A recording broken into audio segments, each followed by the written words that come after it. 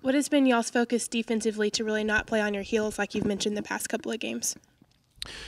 Yeah, just the balance between the fundamentals, getting back to rebounding, guarding the ball one-on-one, helping, post defense, all the things that every good defensive team concentrates on, but then also preparing for the next opponent. So it's always kind of like a fine line in coaching.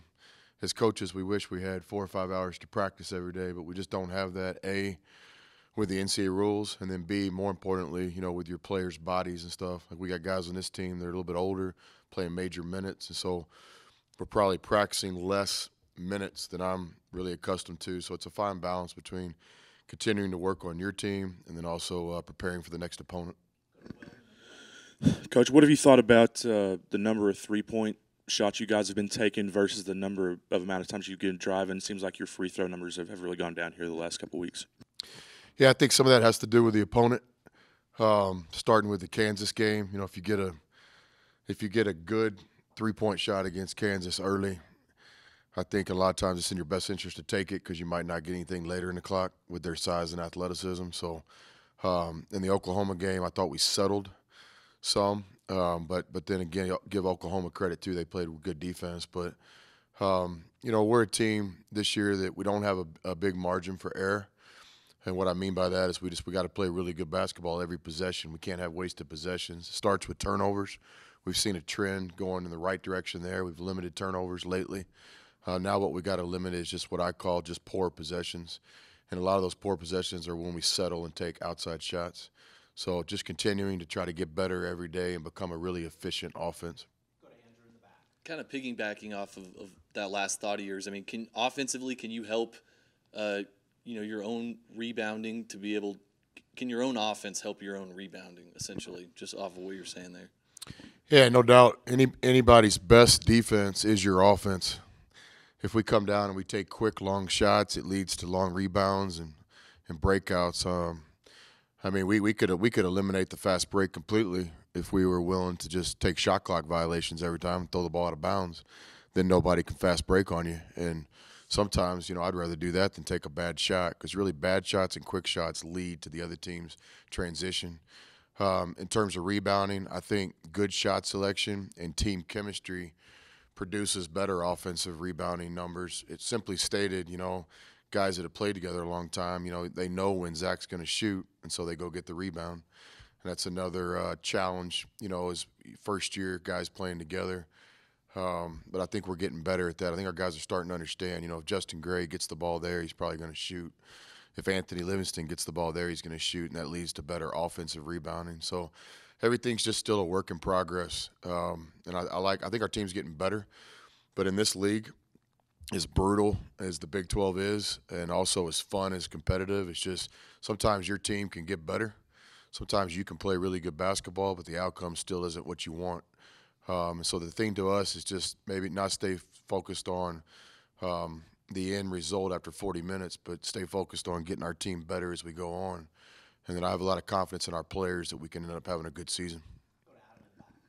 Coach, on the road, Iowa State, Kansas, Oklahoma, there's been guard tandems that have had a lot of success against your team. Is that something maybe you're not seeing from your group defensively or just the nature of guard play in this conference?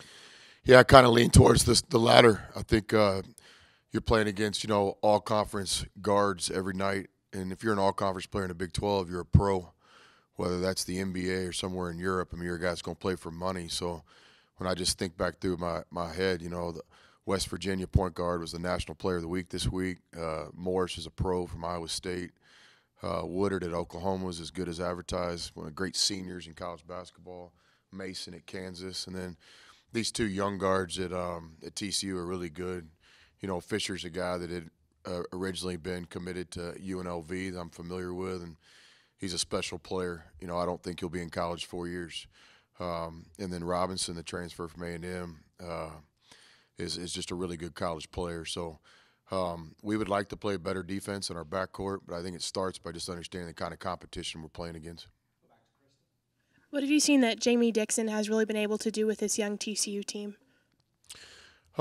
He's got them believing. They're playing with great confidence. They won some close games in the non-conference.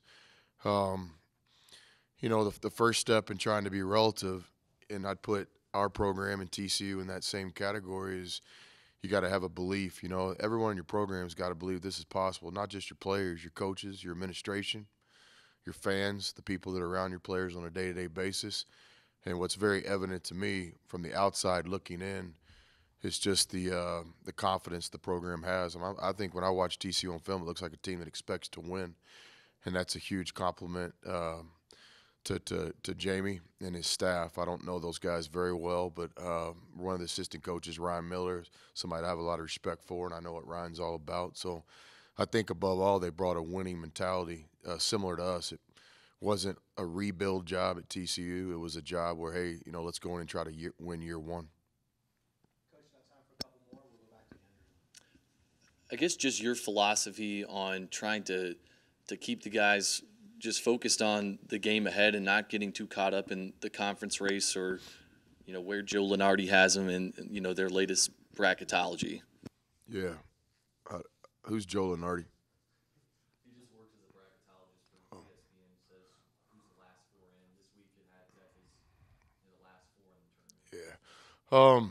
Yeah. Me personally, I don't check the media much. I check Bob Seger's website every morning, and I'll check on my former teams like, Little Rock and my good friend at Abilene Christian and Angelo State, but I don't watch much of that stuff. I'm sure our players do with social media and all that, but what we do is simple. We just have a day-to-day process, and every day when you get up, you got to take care of your business. You got to go see Chris in the training room, John in the weight room.